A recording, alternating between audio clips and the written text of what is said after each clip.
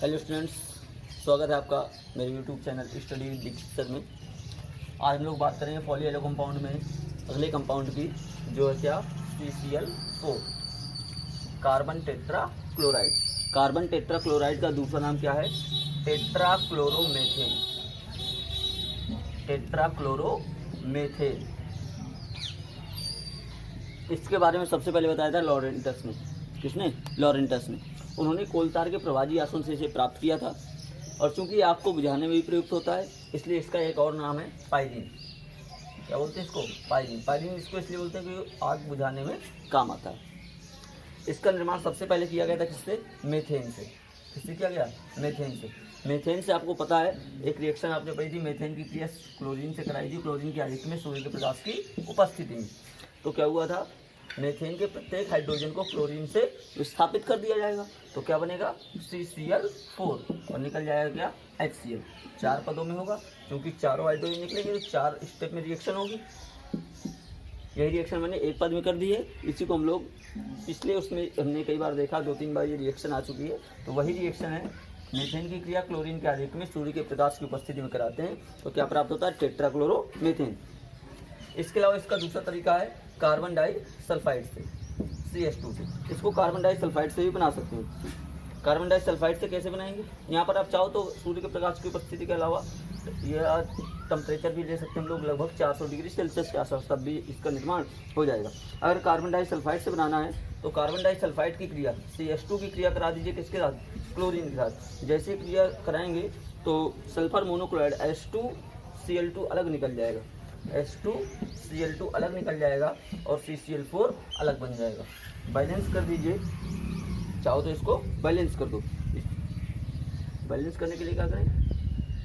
2 और 4 6, तो 3 दूना 6, 2 सल्फर बैलेंस हो गई। इसके अलावा और क्या कर सकते हैं हम लोग? इसको जो H2Cl2 सल्फर मोनोक्लोराइड बना है, इसको पुनः H2Cl2 की क्रिया पुनः अगर CH2 से करा दें कार्बन डाई सल्फाइड से, तो क्या होगा? CCl4 फिर से निकल जाएगा, CCl4 फिर से प्राप्त हो जाएगा, और निकल जाएगा केवल और केवल क्या? सल्फर। क्या निकलेगा? सल्फर। बैलेंस कर दीजिए इसको भी। इसको बैलेंस करने के लिए क्या करेंगे? H2Cl2 के लीजिए 2, 4 और 2 6, सल्फर के हो गए कितने? 6, 2 दूना 4, बैलेंस हो गई। मतलब जो हमारा कंपाउंड है, पॉली एलो कंपाउंड है, कौन सा? CCl4। CCl4 मैंने आपको बताया लॉरेंटस ने इसकी खोज की सबसे पहले कोलतार के प्रवाजी आसवन से। आग बुझाने में काम आता है, इसलिए इसको बोलते हैं पायरीन। निर्माण के लिए सबसे पहले मैंने आपको बताया क्या? मेथेन से। मेथेन की क्रिया कराई क्लोरीन के साथ 400 डिग्री सेल्सियस पर, बन गया क्या? CCl4। ऐसे इसका निर्माण दूसरी बार करते हैं किससे? कार्बन डाई सल्फाइड से। कार्बन डाई सल्फाइड क्लोरीन से क्रिया करेगा, सल्फर मोनोक्लोराइड के साथ CCl4 निकाल देगा। फिर CCl4 निकलने के बाद जो हमारा सल्फर मोनोक्लोराइड बचा है, उसको पुनः कार्बन डाई सल्फाइड के साथ प्रयुक्त करेंगे। ट्रीट करने पर क्या होगा? CCl4 पुनः प्राप्त हो जाएगा, और सल्फर अलग हो जाएगा। इस तरह से हम लोगों ने निर्माण कर लिया किसका? CCl4 का। इसके बाद ये कंपाउंड है कैसा? यह एक गंधयुक्त विषैला द्रव है। ये क्या है? गंधयुक्त विषैला द्रव है। क्वथनांक होता है इसका 77 डिग्री सेल्सियस। क्वथनांक कितना है? 77 डिग्री सेल्सियस। जल में अविलेय और कार्बनिक विलायकों में विलय होता है। जल में क्या है? अविलेय और कार्बनिक विलायकों में विलय होता है। अज्वलनशील होता है, इसलिए इसको आग बुझाने में भी प्रयोग करते हैं। अगर वायुमंडल में फैल जाए, यकृत का कैंसर है, मितली है, उकाई आना है, या फिर उल्टी आना, चक्कर आना, ये इसके लक्षण। इसकी वजह से हृदय की गति भी अनियमित हो जाती है। इसके उपयोग क्या है? विलायक के रूप में है, शुष्क धुलाई में है, फ्रियोन के निर्माण में है, अभिकर्मक के रूप में, औषधियों के निर्माण में, और अग्निशामक के रूप में इसका प्रयोग किया जाता है। अब जो नेक्स्ट कंपाउंड हमें देखना है वो है फ्रियोन। क्या है वो? फ्रियोन। आइए देखते हैं फ्रियोन के बारे में। फ्रियोन, जो हमारा फ्रियोन कंपाउंड है, फ्रियोन होते क्या हैं? तो ये मेथेन और एथेन के क्लोरोफ्लोरो व्युत्पन्न होते हैं। हम लोग सॉल्ट अभिक्रिया के द्वारा इनको बना सकते हैं। जैसे हमने CF2Cl2, ये हमारा सबसे मुख्य फ्रियोन है। क्या है? सबसे मुख्य फ्रियोन है। इसका नाम क्या होता है? इसका नाम क्या होता है CF2Cl2 का? इसको हम लोग बोलते हैं फ्रियोन 12।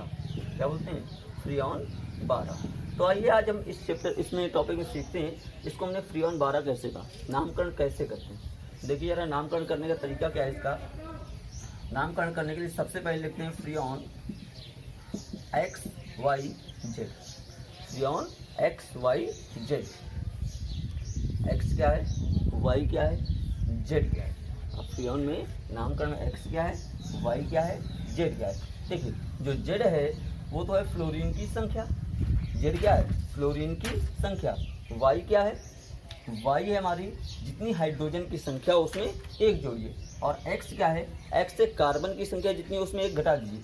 एक्स क्या हमारा, कार्बन -1, कार्बन जितने हो उसमें एक घटा दो। वाई क्या है, हाइड्रोजन +1, जितने हाइड्रोजन उसमें एक जोड़ दो। और जेड क्या है, जेड हमारी फ्लोरीन की संख्या, जेड क्या, फ्लोरीन की संख्या। अब CF2Cl2 का नामकरण करना है, नामकरण करिए। CF2Cl2 में कितने कार्बन, एक कार्बन, तो कार्बन में एक घटा दिए तो नामकरण इसका देखिए क्या हो जाएगा, पहले फ्रीऑन 0। वाई क्या है, हाइड्रोजन +1, हाइड्रोजन कितने हैं 0, तो 0 + 1 क्या हो जाएगा 1। फ्लोरीन कितने हैं 2, तो जेड क्या आ जाएगा 2, तो फ्रीऑन 0, 1, 2 या फ्रीऑन 12। क्लियर। इस तरह से आप किसी भी फ्रीऑन का नामकरण आसानी से कर सकते हैं। ये बात हो गई किसकी, फ्रीऑन की। निर्माण के लिए मैंने आपको बताया कि फ्रीऑन का निर्माण हम लोग स्वार्ट अभिक्रिया के द्वारा कर सकते हैं। चलिए ये तो बात हो गई किसकी, फ्रीऑन की। अब आगे बात करते हैं इसी में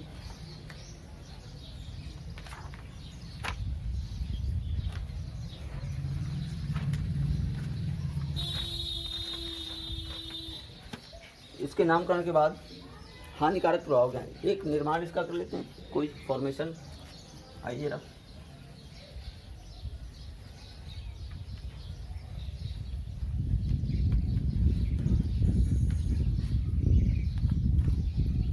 देखिए CCl4 की क्रिया करा दीजिए SbF3 के साथ। CCl4 की क्रिया कराइए किसके साथ, SbF3 के साथ। अगर आपको याद हो जो स्वार्ट अभिक्रिया हम लोगों ने पढ़ी थी, स्वार्ट अभिक्रिया में क्या था कि एल्किल लेड को लेते थे और किसी धात्विक फ्लोराइड को लेते थे। हम देखिए धात्विक फ्लोराइड लिया है, एल्किल हैलाइड लिया है ना। इसकी रिएक्शन करा दीजिए किसके, SbF5 की उपस्थिति में इसको ट्रीट करिए। SbF5 की उपस्थिति में इसको ट्रीट करिए। देखिए जैसे ट्रीट करेंगे क्या बनेगा, CF2Cl2, CF2Cl2 और निकल जाएगा क्या SbCl3, निकल जाएगा क्या SbCl3। तो इस तरह से बन गया क्या फ्रीऑन 12। ये हो गया इसका निर्माण। तो अब स्वार्ट अभिक्रिया के द्वारा हम लोग किसी भी तरह से इसका निर्माण कर सकते हैं।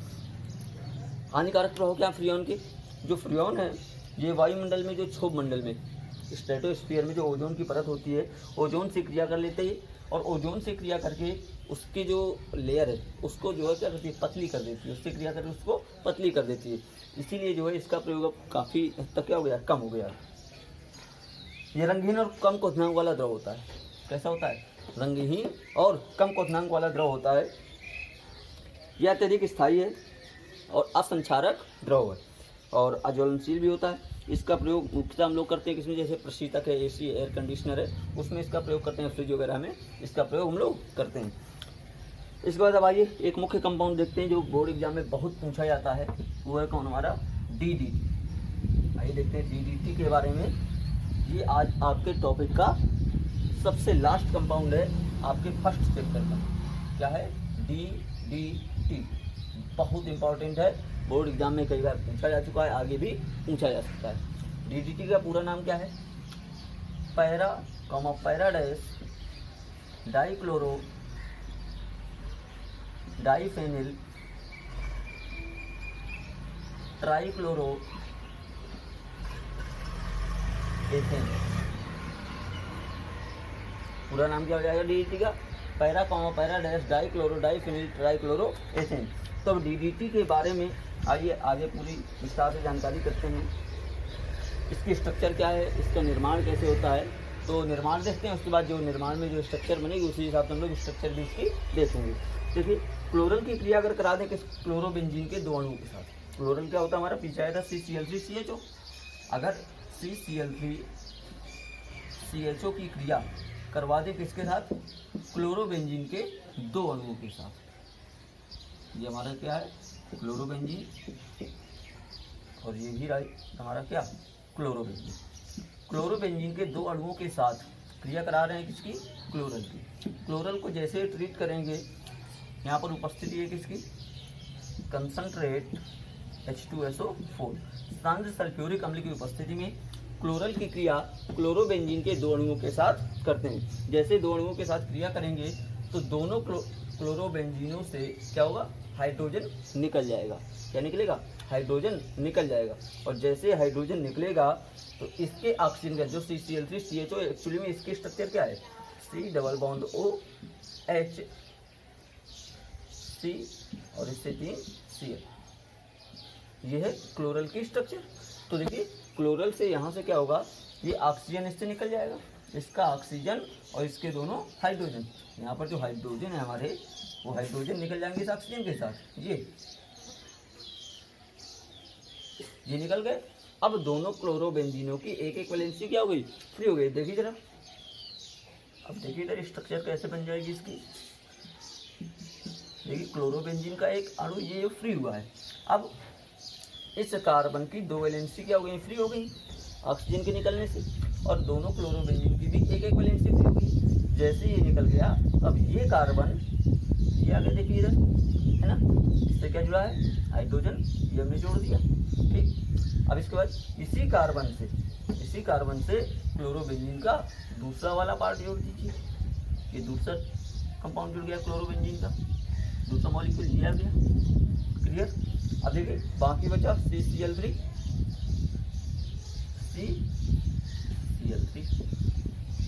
ये बन गया क्या, क्लोरोबेंजीन की संरचना, ये बन गई DDT की संरचना। कैसे बनाया हम देखिए, क्लोरोबेंजीन के 2 अणु लिए, क्लोरल के साथ क्रिया कराई, इसकी उपस्थिति में सांद्र H2SO4 की उपस्थिति में। जैसे ही सांद्र H2SO4 की उपस्थिति में क्रिया कराई तो क्लोरल का ऑक्सीजन और क्लोरोबेंजीन के हाइड्रोजन निकल गए किसके रूप में, जल के रूप में। किसके रूप में निकल गए, जल के रूप में।